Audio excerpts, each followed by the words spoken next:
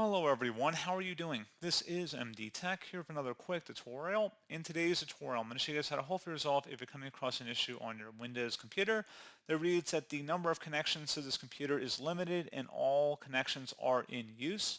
So this should hopefully be a pretty straightforward process here, guys, and without further ado, let's go ahead and jump straight into it. So we are going to start off by opening up the search menu. Type in GP edit, best match, come back with edit group policy. Go ahead and open that up. Now on the left side underneath computer configuration, you want to double click on the administrative templates folder. Double click on the Windows components folder. And now there should be an item that says remote desktop services right here.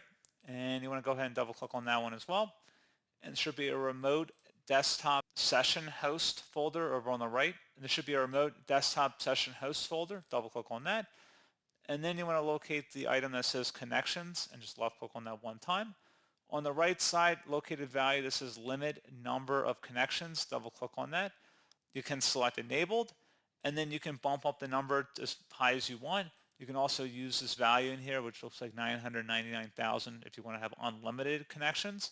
So we're just going to set it for that. Probably a little unrealistic. You can set it for a different number as well. You probably only need a handful of them anyway. But go ahead and select apply and OK once that's done. And then you will need to restart your computer for the change to take effect.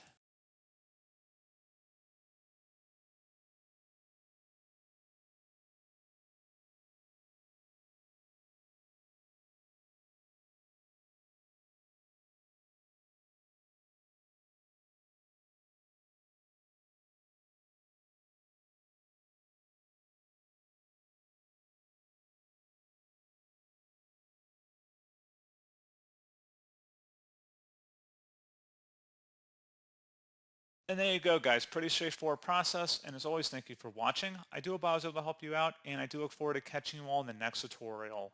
Goodbye.